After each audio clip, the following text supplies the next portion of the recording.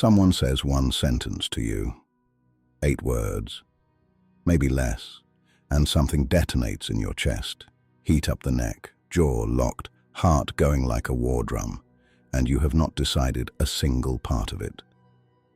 You did not choose to be angry. You did not agree to it.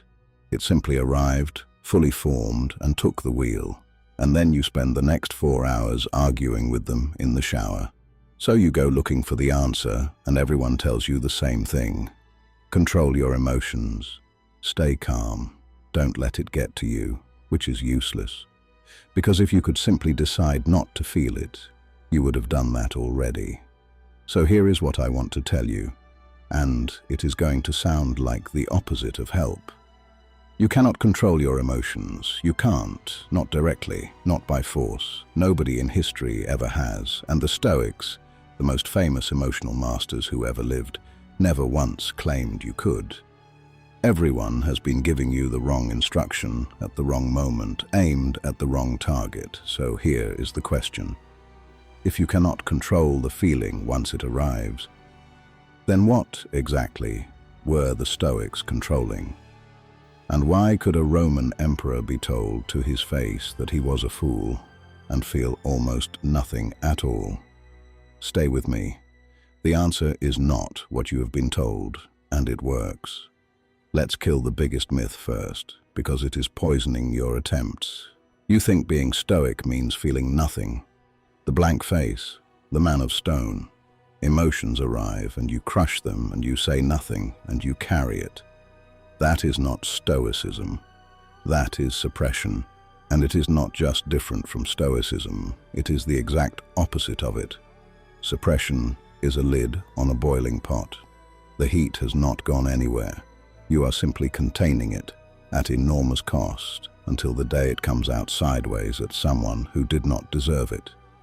Seneca, who wrote the definitive ancient book on anger, was not a cold man. He was a passionate, ambitious, deeply feeling man who spent his life studying the thing that nearly ruined him.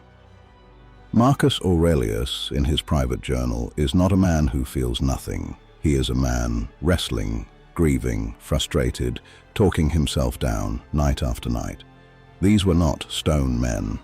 They were men who found the one place where emotion can actually be reached. And it is not where you have been digging.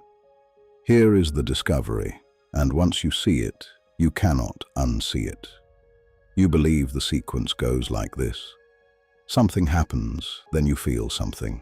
The insult lands, and anger appears. Cause, effect, which would mean the anger belongs to them. They installed it in you, and you are simply a machine they can operate from the outside, but that is not the sequence. There is a hidden step in the middle, and it changes everything. Something happens then, you judge it then, and then you feel something. The event does not create the emotion. Your judgment of the event creates the emotion. Epictetus put it in one line 2,000 years ago. It is not things that disturb us, but our opinions about things. Look at how obviously true this is. Someone insults you in a language you do not speak. Nothing. No anger, same sounds, same intent, but no judgment, so no feeling. A joke about you from a stranger you despise. Nothing. Same joke from your closest friend. It guts you. Same event, completely different emotion. The event did not decide. You did. There is a step between the world and your feelings. And you have been living as though it does not exist. That step is the only thing the Stoics ever tried to control. Not the feeling. The judgment upstream of it. And there is a hard physical reason why fighting the emotion directly cannot work. It is not philosophy. It is chemistry. When a trigger fires, your brain floods your body with chemicals.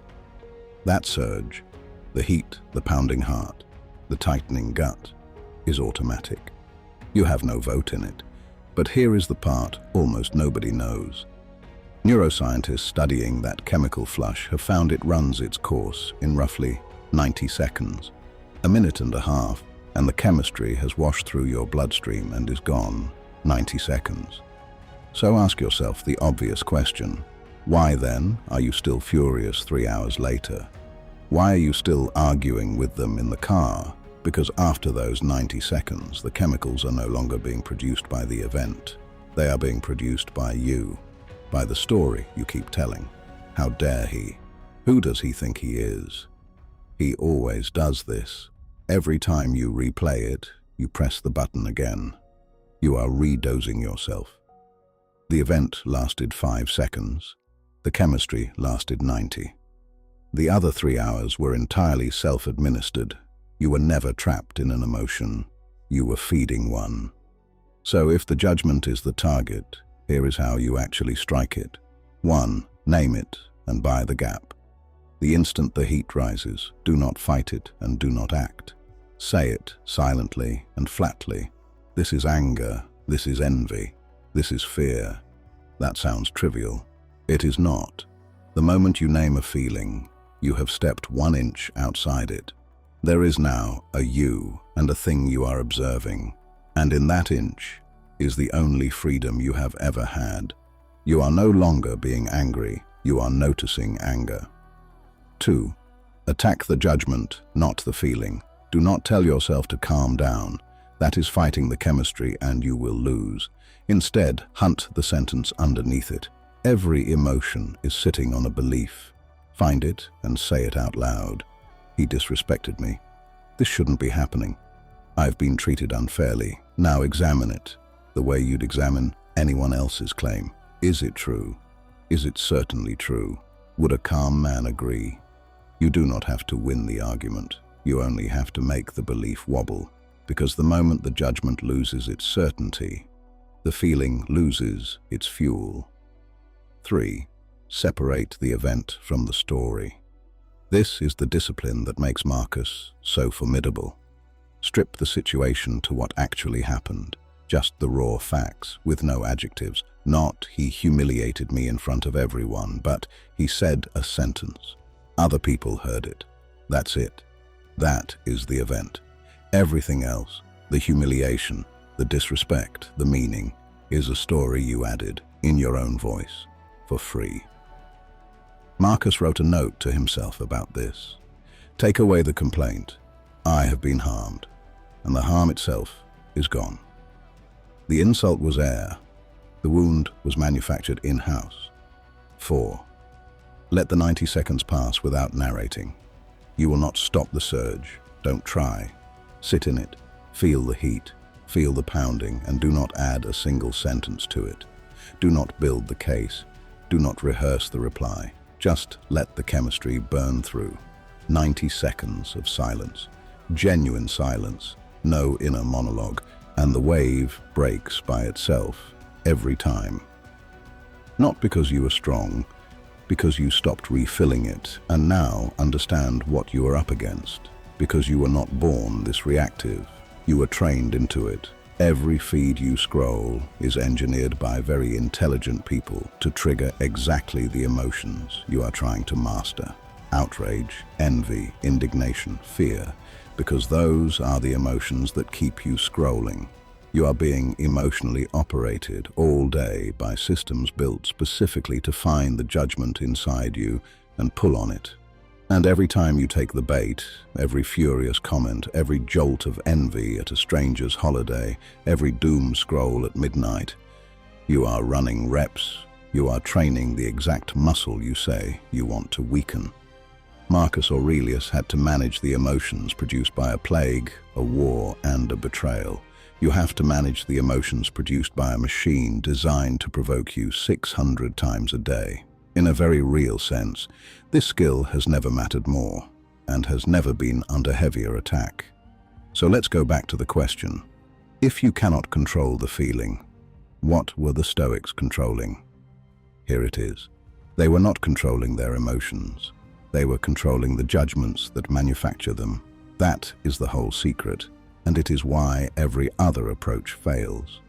Everyone else is fighting the fire. The Stoics went upstream and shut off the gas. You will never win by wrestling an emotion that has already arrived. By then the chemicals are in your blood and the argument is lost. But you can absolutely change the belief that summons it. And when the belief changes, the emotion does not need to be fought. It simply never shows up. That is why an emperor could be called a fool to his face and feel almost nothing. Not because he was cold, not because he crushed the anger with some superhuman will, because he had already, long ago, stopped believing that a stranger's opinion could touch anything that actually belonged to him. There was no judgment for the insult to land on, and so there was no fire to put out. They never controlled the storm. They dismantled the thing that was calling it. So the next time it happens, and it will happen today, probably within the hour, the heat will rise and your body will do what bodies do, and none of that is a failure.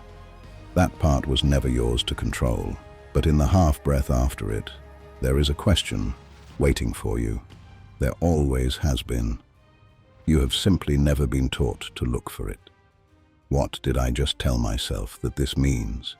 Find that sentence, hold it up to the light, and watch how much of your suffering was never in the event at all, but in the story you added before you knew you were writing it.